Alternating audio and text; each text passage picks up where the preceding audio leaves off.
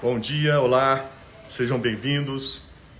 Hoje farei uma live sobre o socialismo e os cristãos. Isso mesmo, vamos abordar a teoria do socialismo, o que é o socialismo, do ponto de vista dos interesses comuns entre socialismo e cristianismo.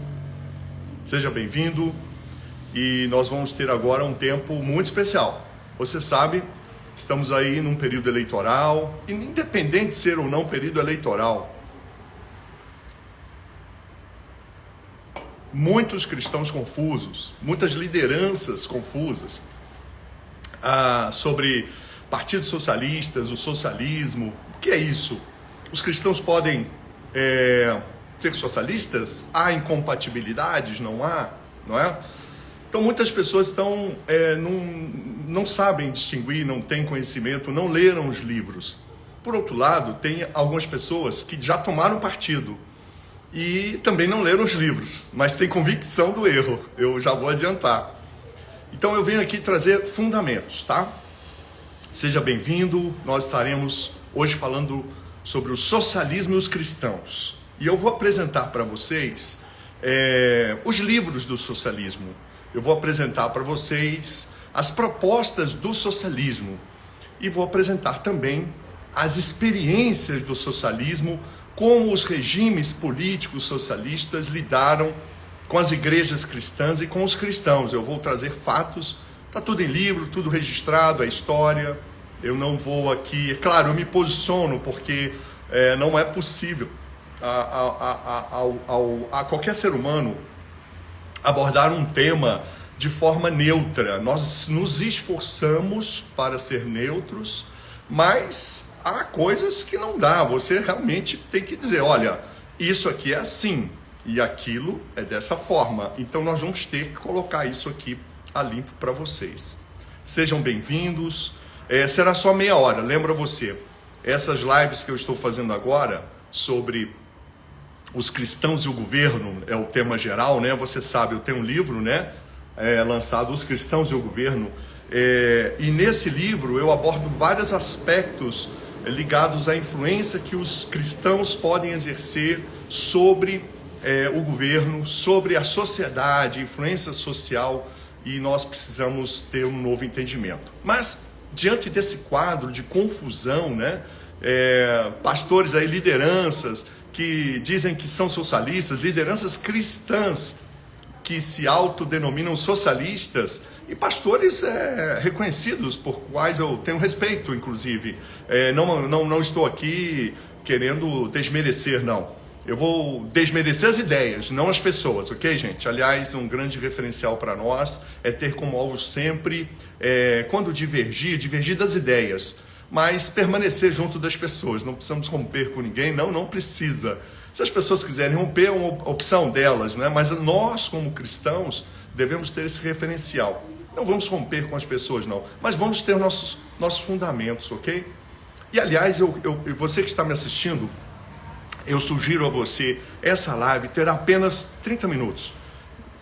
Depois passe para um amigo que você acha que não tem claro a distinção entre o que é o socialismo, o que é o cristianismo, e até mesmo você que tem amigos, atenção, me manda aqui a mensagem, você que tem amigos que são socialistas e se dizem cristãos, olha, essa é uma live para você mandar para eles, porque nós vamos falar aqui. E eu vou estar aberto depois, se você falar assim, não, o meu amigo discorda de você, Dr. Shelby, ele acha que você errou. Eu posso fazer uma live, inclusive serão muito bem-vindos aqui, nós fazemos um debate com qualquer pessoa que você é cristã e se diz socialista. Eu abro aqui um terreno exatamente para esse debate. Eu vou estar aberto a esse debate. Então, se você conhece um pastor aí, especialmente um líder cristão, né? Ou não, um universitário, enfim, alguém que está na sua igreja, ou você sabe que vai à igreja, é um cristão, católico ou evangélico, e ele também se diz socialista. Aqui nós vamos poder nos reunir. Nós faremos aqui, dividiremos a tela aqui ao meio e nós faremos um debate. Faremos um debate de ideias. Tem que ser alguém com alguns requisitos de educação, né? Nós não vamos aqui desmerecer pessoas. Ninguém aqui vai ser xingado de fascista, tá? Ninguém aqui vai ser xingado. Não. Eu vou combater ideias. E as ideias nós combatemos com ideias melhores, não é? Tudo bem? Então, vamos pensar agora. E, aliás, eu repito para você o que eu sempre digo. Não adianta vencer debates sem conquistar os corações e as mentes. É fundamental que a gente tenha isso bem claro. É preciso ter fundamentos. E muitas vezes os debates eles afastam as pessoas. A ideia aqui é trazer fatos, é trazer livros e nós temos os fundamentos. Tudo bem com vocês? Então, hoje em dia é muito frequente, eu inclusive estive recentemente com um pastor norte-americano, um homem muito conhecido. E numa das falas com ele me disse algo que me deixou muito atônito. Ele disse assim: Dr. Shelby, não tem mais isso de direita e esquerda. Meu Deus! Eu pensei aqui comigo, em que planeta ele está? Claro, não disse nada, né? Muitos dizem isso, não tem mais isso de direita e esquerda, não é? Eu já adianto a você, quem diz isso é socialista ou simpático ao socialismo. Porque uma das estratégias do socialismo é negar que ele existe. Não tem mais isso de comunismo, não tem mais isso de socialismo, não. É uma das estratégias do socialismo negar o que ele faz e é. Escreva isso. E eu vou demonstrar para vocês agora com fatos. O socialismo é tão vivo, a esquerda é tão viva no Brasil e no mundo, mas vamos falar do Brasil. A maior bancada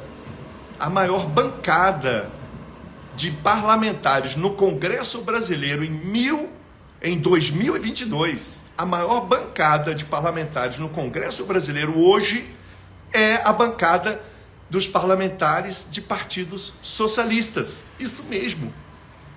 Se você contar PT, PSOL, PSB, PSDB, é socialista. É socialista cultural, pode não ser na economia, mas culturalmente apoia todas as pautas morais da esquerda. Se você pegar PDT, os partidos PCB, Rede, Solidariedade, não vou nem me referir aos parlamentares de outros partidos e que são simpáticos à causa socialista. Se você pegar somente os partidos que publicamente defendem a pauta da esquerda, eles são a maior bancada no Congresso brasileiro. Pode fazer a conta depois. Pega aí os parlamentares do PT, do PSOL, do PSB, do PDT, do PSDB, Rede, Solidariedade, Podemos, PCB, PCdoB, PCO acho que não tem parlamentares, tem candidato à presidência da República. Então, se você somar esses parlamentares, então, de plano você vê, ora, é a maior bancada de parlamentares no Congresso brasileiro, é a bancada socialista, dividida em vários partidos, hein? Então, isso demonstra a atualidade, não é? Da questão do socialismo, não é isso? Então, esse é um ponto central. Eu achei esse argumento é suficiente para demonstrar a atualidade e a importância de abordarmos, afinal, o que é o socialismo, não é? E aí nós temos que dividir. Eu vou dividir para vocês hoje duas coisas importantes. O socialismo na teoria e o socialismo na prática. Tudo bem? O que é o socialismo na teoria? São os formuladores do pensamento socialista. Sim, o socialismo tem um nascimento, podemos dizer assim. O socialismo tem uma Bíblia para os cristãos compreenderem a coisa. O socialismo tem um profeta, chama-se Karl Marx. E a Bíblia chama-se Manifesto Comunista. E aí você pensa assim, Dr. Shelby, o Manifesto Comunista foi escrito quando? 1848, a primeira edição. 1848. Mas é muito antigo, Dr. Shelby. Mas se você for em qualquer universidade brasileira, especialmente nas federais, você vai encontrar lá uma montanha de manifestos comunistas, de livros à disposição dos alunos nas bibliotecas. E é um dos livros mais lidos na universidade hoje, brasileira. Manifesto Comunista. Aí você diz assim, puxa, mas quem não é socialista pode perguntar, mas esse livro é atual? Totalmente atual. Por quê? Porque ele estabeleceu aquilo, a tática do socialismo, os fundamentos básicos do socialismo. E é importante a gente ter isso em mente. Eu vou me referir ao Manifesto Comunista, e é claro que existem vários outros livros posteriores que desenvolveram, inclusive, ideias complementares e até antagônicas, e são socialistas também. Porque o socialismo foi se mudando com a história, ele foi se adaptando, até porque a prática foi péssima.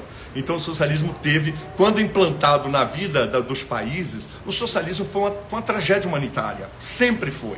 E nós vamos falar sobre o socialismo na prática, e aí vocês vão ver isso. Mas agora eu quero falar sobre os livros. E para falar sobre os livros, eu tenho que começar com uma das máximas mais importantes do Manifesto Comunista. Eu vou ler o que o pai do socialismo, Karl Marx, ele fala lá no Manifesto Comunista.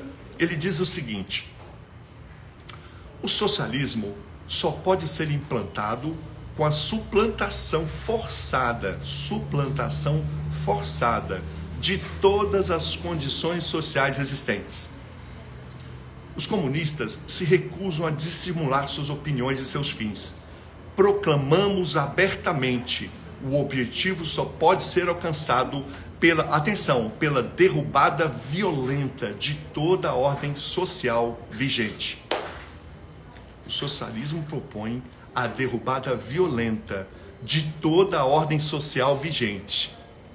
Alguém poderia dizer assim, o que é a ordem social vigente? O que o socialismo quer destruir? Ele está dizendo derrubada violenta. Ele quer destruir toda a ordem social vigente. Ele está se referindo a tudo que rege uma sociedade capitalista. Ele está se referindo à família, ele está se referindo às religiões, ele está se referindo às instituições, ele está se referindo até à democracia. Porque abertamente o Manifesto Comunista propõe a implantação de uma ditadura.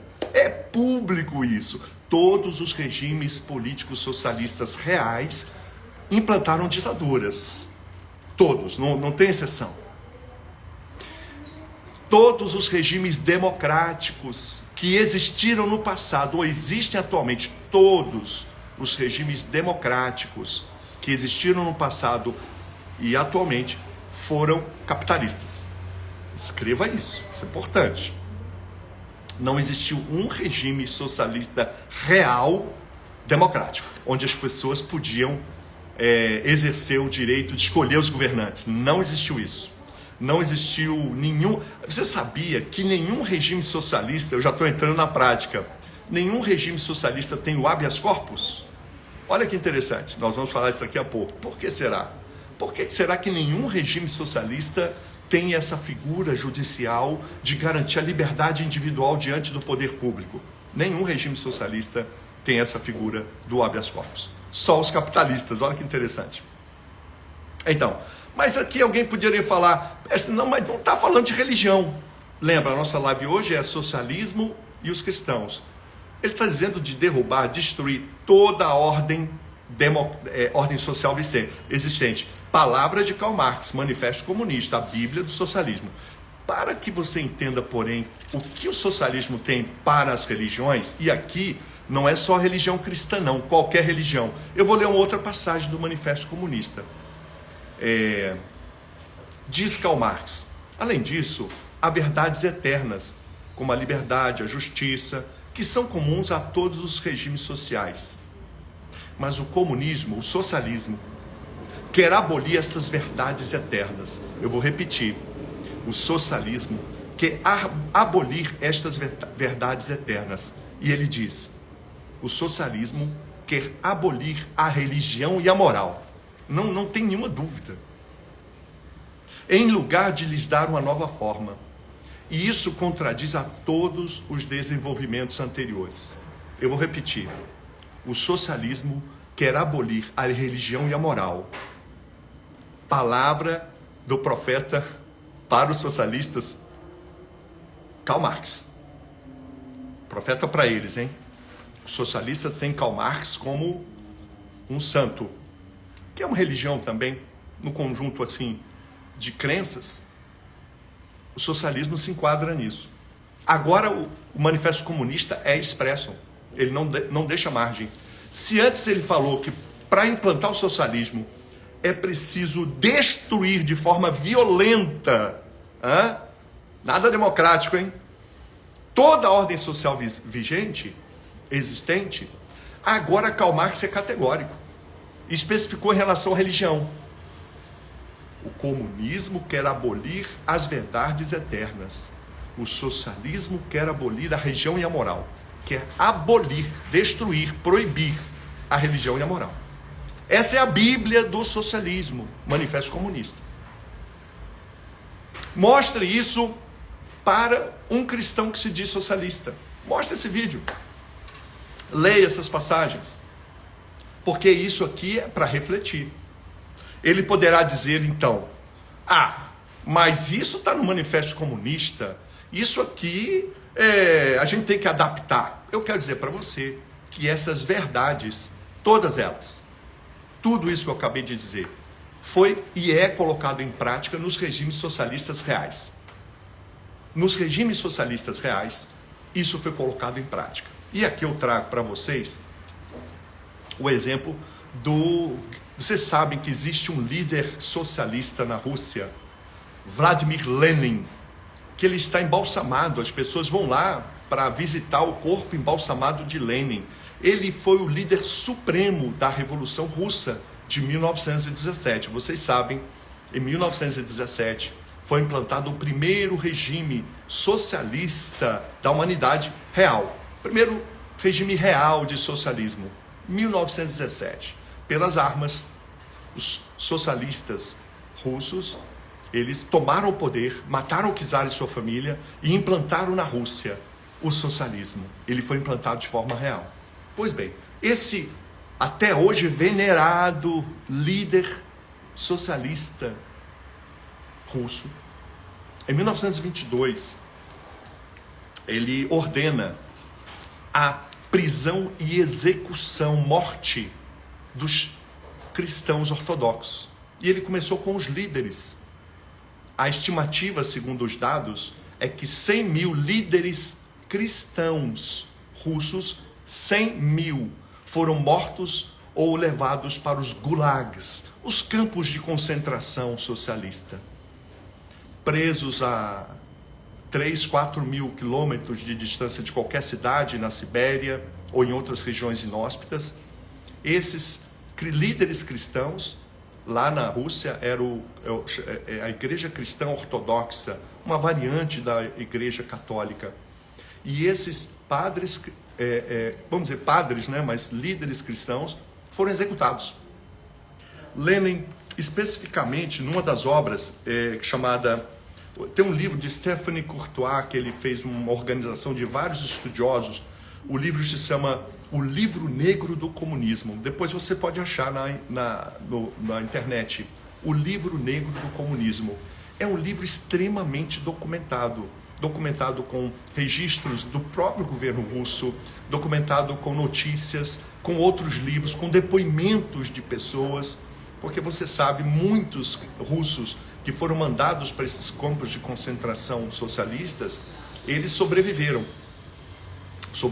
depois da queda de Stalin e puderam dar seu depoimento, né? Isso está tudo registrado. Esse livro, chamado O Livro Negro do Comunismo, o autor é Stéphane Courtois.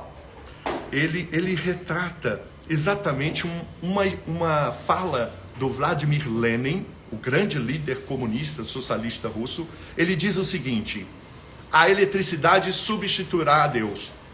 Deixe o camponês rezar pela eletricidade e ele sentirá que o poder das autoridades é bem maior do que o poder que vem dos céus.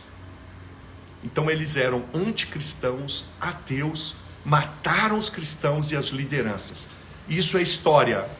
Aqui eu não estou falando de o que eu acho, é história. Esse regime russo socialista, que foi ainda hoje é idolatrado pelos brasileiros socialistas, esse regime, isso mesmo, Jana, né? Jana. o livro negro do comunismo. Então, é interessante observar, se você falar assim, não, mas isso foi lá há 100 anos atrás, né? Os partidos socialistas brasileiros, escute isso, em 2017, há 5 anos atrás, os partidos socialistas brasileiros fizeram uma homenagem solene à sangrenta, perversa, genocida Revolução Russa Socialista de 1917. Acredite nisso. Olha a atualidade. O Congresso Brasileiro sediou em 2017 uma homenagem dos políticos socialistas brasileiros. Os partidos socialistas se reuniram para fazer uma homenagem a esse regime socialista perverso, genocida, que se iniciou com a Revolução Russa de 1917. Quem diz que não tem mais direita e esquerda no Brasil é socialista, guarde isso, ok? Ou é muito alheio aos fatos e está sendo usado por essas instituições. Nós precisamos deixar claro aqui isso, tá? Eu estou trazendo para vocês fatos, né? Não dei quase minha opinião aqui, né? A não ser, às vezes, na minha entonação de voz, eu fico realmente perplexo, porque é fato. E nós temos atenção, você que está me assistindo, preste atenção, não adianta ganhar debates, não, você tem que parar e refletir, ter argumentos, levar esses argumentos às pessoas à sua volta.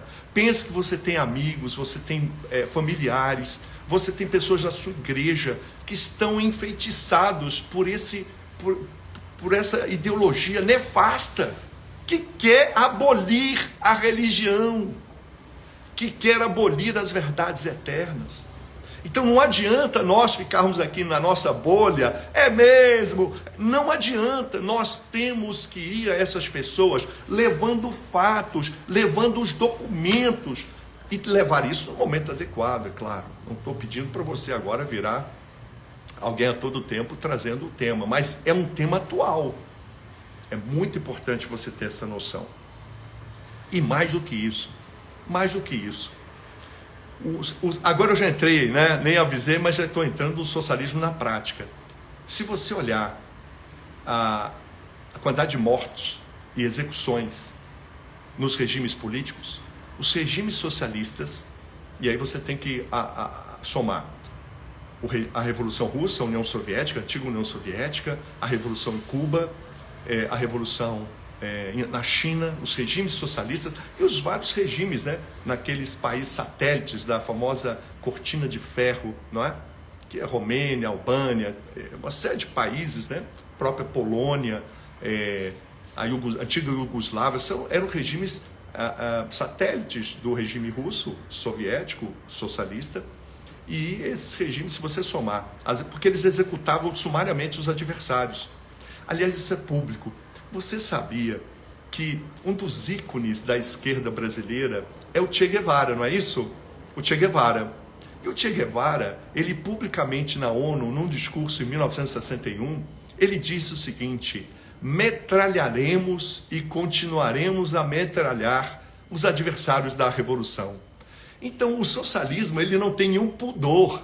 Ele diz que vai executar sumariamente os opositores do regime. Olha como é democrático e livre. Os opositores vão ser livres para morrer, serem executados. É terrível isso. São fatos. E aqui nós precisamos ter em vista isso, né? Os socialistas que falam em liberdade aqui no Brasil, eles admiram as ditaduras militares socialistas. Engraçado, né? Esse povo todo que fala do regime militar brasileiro, não é? Eles ovacionam, choraram com a morte do ditador sanguinário Fidel Castro. Olha como é perversa essa doutrina socialista. Ao mesmo tempo em que ela se diz defensora da democracia aqui no nosso meio, ela chora quando um ditador que matou em torno, o número não é exato, mas estima-se que em Cuba foram executados 17 mil adversários do regime. Não tinha prisão não, aliás teve prisão para muitos, mas 17 mil mortos pela ditadura militar cubana. que é admirada pelos socialistas. Interessante, né? Não se trata de regime militar. É quando não é socialista que eles combatem. E veja que interessante, procure saber, você aí agora, entre no Google e põe assim, morte de Fidel, políticos brasileiros. Procure saber que políticos brasileiros lamentaram de forma veemente a morte do ditador sanguinário Fidel Castro. Você vai se surpreender, né? Tem gente aí que você acha que é de direita chorando a morte de um ditador socialista. Opa, não está batendo essa história de ser de direita, né? Eu não vou aqui dar um spoiler. Você vai descobrir com seus próprios olhos. Pesquise a morte do ditador Fidel Castro e que políticos brasileiros se expressaram profundas condolências pelo falecimento do sanguinário Fidel Castro, o ditador socialista.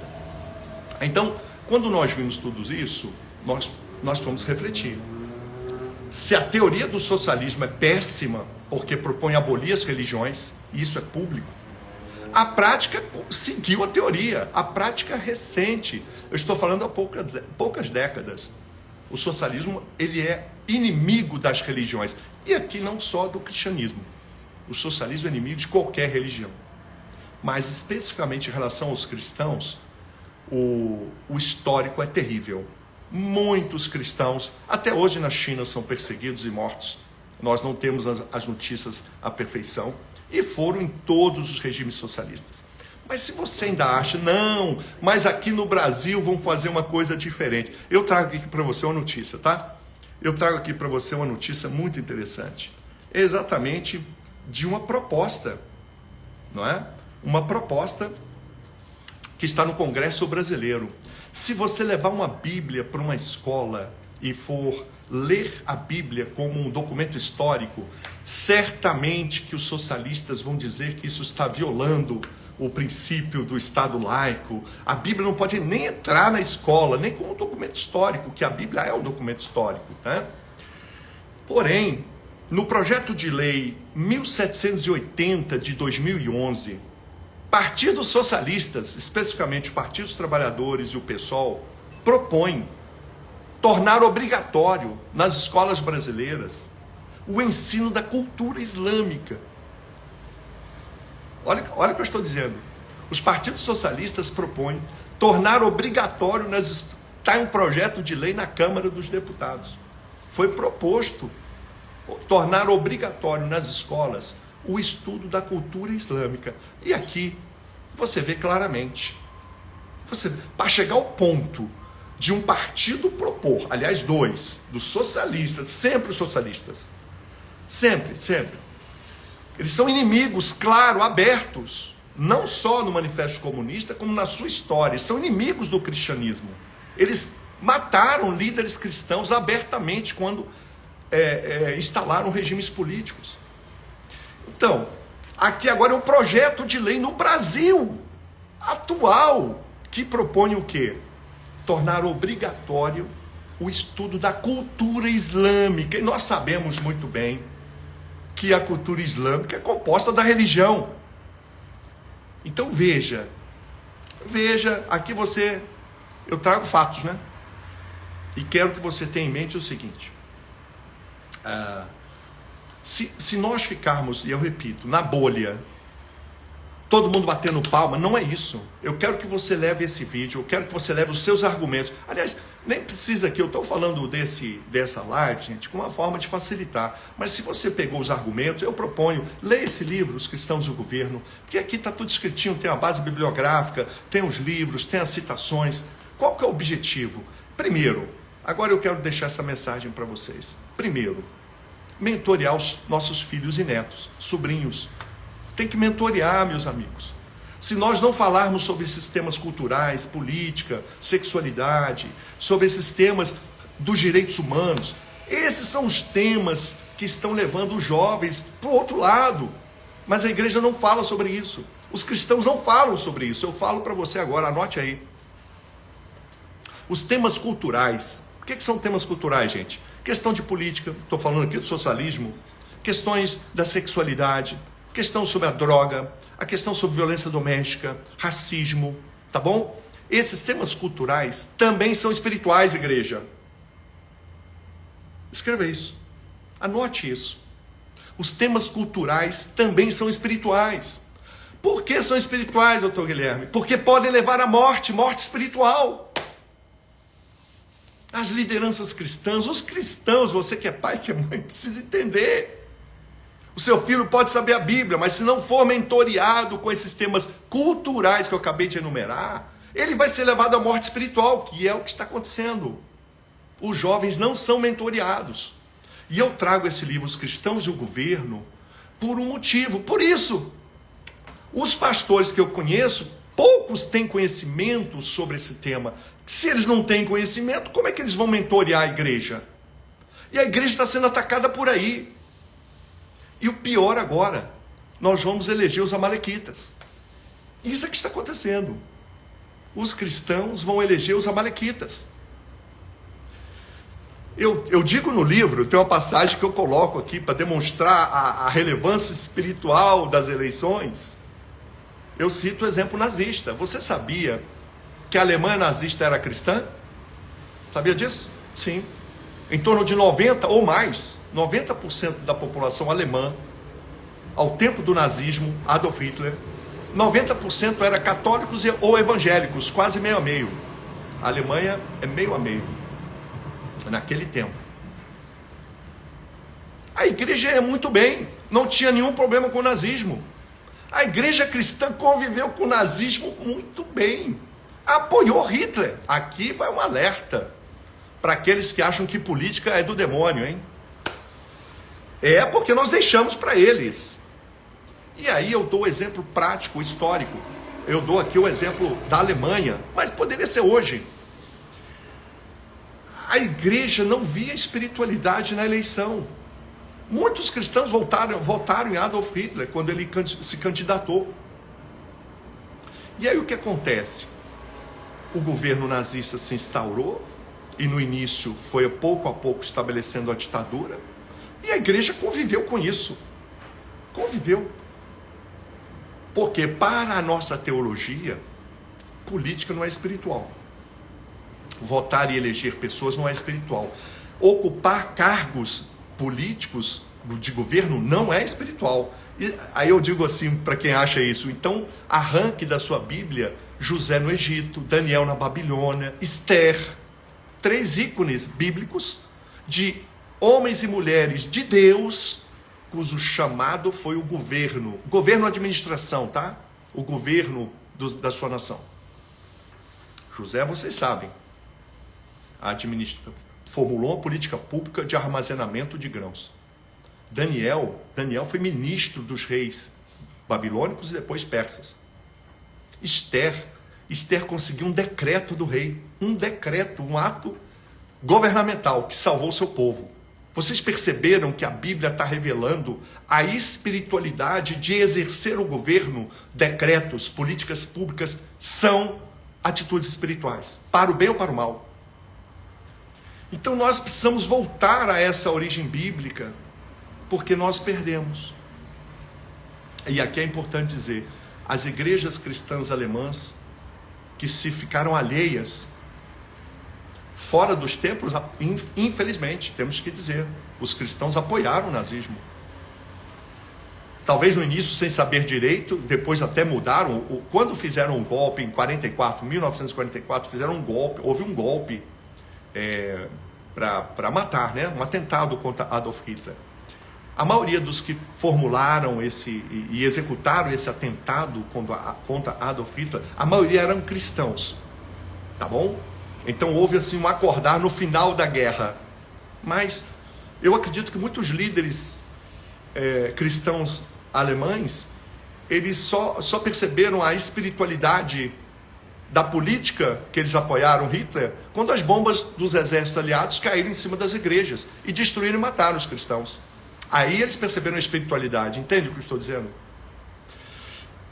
Precisamos passar por isso? Não, né? Agora atenção, se você está assistindo essa live, eu proponho uma convocação. Primeiro, se prepare. Não seja você a argumentar sem fundamentos. Procure se informar. procure os fundamentos. Eu apresento aqui uma ideia, um manual, é um manual mesmo, é uma coisa, é um livro de 100 páginas, a ideia qual é? Que vocês tenham argumentos rápidos, simples e eficazes. Guarde essa expressão, essa é a minha característica, instrução, né? Instrução tem que ser simples, tem que ser eficaz e rápido, né? Ninguém quer uma receita de bolo para fazer um bolo em uma semana. Não, você quer fazer um bolo em 1 hora, 2. Meu chamado é esse, é trazer coisas simples de fácil entendimento, e eu traduzo coisas difíceis para ficarem simples. Tem que ser coisas eficazes, funcionam. E tem que ser coisa rápida, não temos tempo a perder. Eu proponho que você aqui reflita sobre isso. Quem são as pessoas que você pode influenciar? Eu quero que você escreva agora, se você puder, o nome de colegas de trabalho que estão abertos ao que você fala, familiares, pessoas da igreja, se você é de igreja. Você anota o nome dessas pessoas. Você primeiro vai se preparar. Eu não quero que você vá lá falar de... Porque às vezes você vai encontrar alguém que tem um pouco de argumento. Se você não está preparado, você não vai ter sucesso. E pelo contrário, pode ficar até humilhado. Então eu proponho esse preparo, né? Esse pequeno estudo, gente, não é muita coisa. E aí você vai começar a levar o entendimento para as pessoas. Mas você deve levar, agora eu quero dar essa orientação final, você deve levar esse entendimento de maneira sábia. Nós não podemos entrar em discussões. Toda vez que você estiver num processo de conversa e que começar a haver gritos, pare. O grito é um sinal ruim. Normalmente antessala de violências e conflitos sérios. Pare. Não aceite o grito e não grite, né? Não aceite que gritem com você, nem grite com as pessoas. Então, se você está numa reunião familiar e ocorre de alguém começar a debater com você e a coisa se exalta, pare. Não aceite esse ambiente. As suas palavras são sementes e elas têm que ser plantadas num solo proveitoso. Se há esse ambiente de gritos, a sua semente não frutificará. Quem entendeu isso? Importante. Então, eu preciso que agora... Atenção, alguém já falou aqui, eu mandei a live para as pessoas. Muito bem. Agora se prepare para mentoreá-las. Assista de novo a live. Eu li os livros aqui. Seja o mais simples possível, né? Quem assistir essa live tem os fundamentos, tem os fatos. Mas eu espero que você vá além. Por quê? Nós precisamos agora de uma grande caminhada. Não pense em eleições, não. Pense daqui 10, 15 anos. Nós temos que limpar o ambiente contaminado por esse conjunto de entendimentos falaciosos, mentirosos, enganosos, que o povo perece por falta de conhecimento. E aqui é uma palavra para os pastores. Tem algum pastor assistindo minha live? Eu sei que você pode estar fazendo um belo trabalho, mas as lideranças cristãs, elas têm um grande trabalho, que é exatamente mentorear o povo de Deus com as coisas culturais. Eu já disse aqui para vocês, o que é cultural? Questão da sexualidade, questão das drogas, questão da política. Hoje o tema foi socialismo, política e os cristãos. O que acontece? Os nossos jovens pastores, eles estão sendo dizimados na mente deles pelos amalequitas, perversos, nesses temas. Por que está acontecendo isso? Porque os nossos jovens não merecem não estão tendo formação nisso. Então as famílias não têm conhecimento, mas nós temos líderes. E só que por razões teológicas, nós achamos que esses temas não são espirituais. E são esses temas que estão levando os jovens à morte. Quem está me entendendo? Quando o menino chega lá na escola, ele não tem... Os nossos cristãos pequeninos, irmãos pequeninos que Jesus fala, quando eles chegam na escola, não sabem nada sobre sexualidade, não tem argumentos sobre política, não tem argumentos sobre questão das drogas, eles estão sendo convertidos pelas trevas. Ilegalmente, a maioria das vezes. E nós achamos que os versículos bíblicos vão protegê-los. Não vão protegê-los. Não vão protegê-los. Nós precisamos dar as armas para os nossos jovens. E essas armas, queridos, têm que ser dadas pelos líderes. E aí eu proponho para vocês, eu estou aqui à disposição. Se você quer transformar a sua cidade, se você quer a transformação da sua igreja, eu proponho aqui para você, se debruce sobre isso. Vamos fazer a diferença. Vamos fazer a diferença. Mas vamos ter fundamentos. Não vamos ficar assistindo esse sacrifício dos nossos jovens. Eu proponho que você vá além. Vá além. E essa é a minha palavra hoje para vocês. Eu estaria aqui aberto, não se esqueçam, hein? Eu falei da outra vez, logo no início dessa live, que eu vou estar aberto aqui, se você conhece uma liderança cristã séria, que é socialista, se diz socialista, eu estaria aqui para nós fazermos uma live de confronto de ideias, algo positivo, algo construtivo, porque eu não tenho nenhum problema, pelo contrário, eu tenho muita... até mesmo, vamos dizer assim, que o debate ele é interessante quando ele é feito em bom nível. E as pessoas vão ver os argumentos. Se você conhece, traga essa liderança. Eu estou aqui aberto para fazer aqui um debate. Tá? Agora, atenção. A ideia aqui não é agredir. Então, você tem que verificar isso. E leve esse meu conselho para você. Seja agora disseminador de fundamentos. Bons fundamentos. Nós não queremos ganhar debates. Atenção, guarde isso. Nós não queremos ganhar debates. Nós queremos e precisamos conquistar os corações e as mentes. Que Deus te abençoe, Deus te guarde. Estaremos juntos. E o Brasil vai ser redimido. Eu creio nisso. Um forte abraço a todos.